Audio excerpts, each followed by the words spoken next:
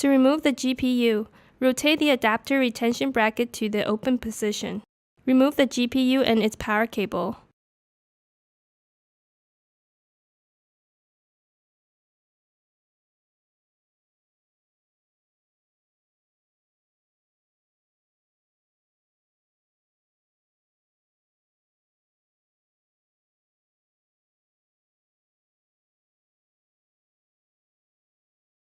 Remove the fan cage and the system board.